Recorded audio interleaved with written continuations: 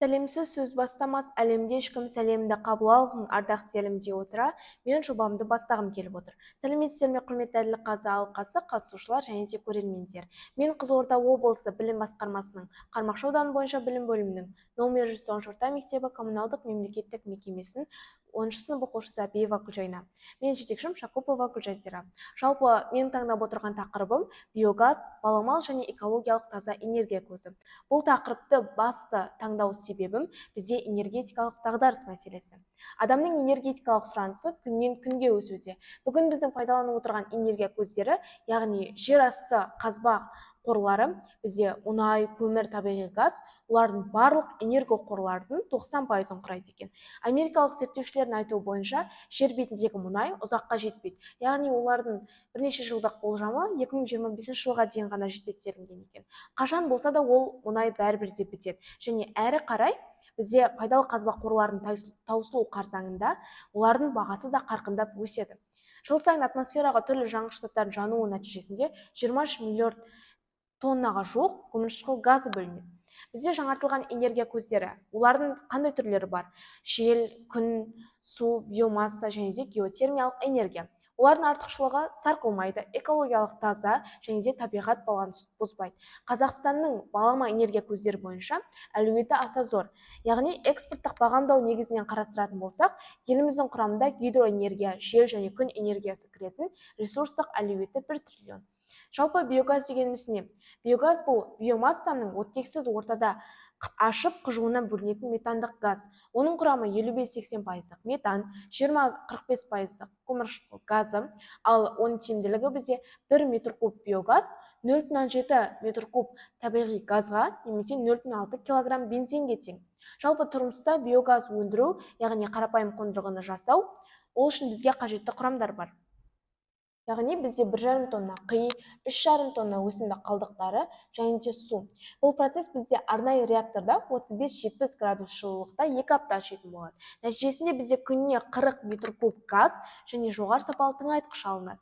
Қидан газ алу уақыты бізде 2 апта. Темір күмбезіміз газ қысымымен ұшып кетпес үшін тростардың көмегімен жақсылап бекітілуі керек. Бұл қондырғы бір күнде 40 кубометр шамасында көгілдір отын бере алады. Жалпы ауылдық жерлерде оның бірнеше тиімділіктері бар. Яғни ауылда бізде 500 ірі қара мен 1000 қой таусылмас шикізаттың көзі. Бір отбасында тамақ пісіру үшін күніне шамамен қарастырсақ 3-4 метр куб, ал бөлмені жылыту үшін 10-11 метр куб газ жетеді. Мектептер мен мәдениет үйлерін арзан жылумен қамту мүмкіндігіміз де бар. Жалпы баламалы энергия бұл бізде болашақтың кепілі. Қуатты үнемдеуге бағытталған шаралар Қазақстанның нағыз балама қуат көздері болып табылады. 2008 жылдың ақпан айында Қазақстан халқына жолдауында біздің алғашқы президентіміз Нұрсұлтан Әбішұлы Назарбаев электр қуатын жаппай үнемдеу қажеттілігіне ерекше назар аударып, кәсіпорындарды қуат үнемдейтін және қоршаған ортаға зиянсыз келетін технологияларды өндіруге күш жұмсауға шақырған екен. Тоқсан сөздің тобықтай түйініне келер болсақ, мал тезегін энергияның баламалы көз ретінде қарап, кішігірім ауылды жерлерде салуды қолға алу керек. Себебі экологиялық таза шикізат қоры жеткілікті.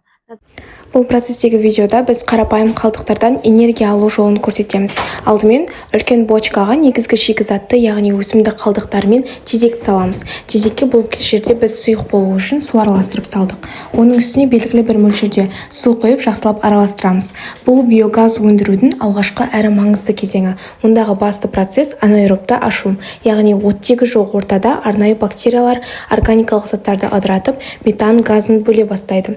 Бочканың бетін герметикалық түрде тығыз жауып, біраз уақытқа қалдыратын боламыз. Жиналған газды арнайы түтікше арқылы шығарып, оның отын ретінде пайдалануға болады. Бұл әдіс экологиялық таза әрі үнемді. Қалдықтарды кәдеге жаратып, тегін энергия алуды үйреніңіздер. Назарларыңызға рахмет.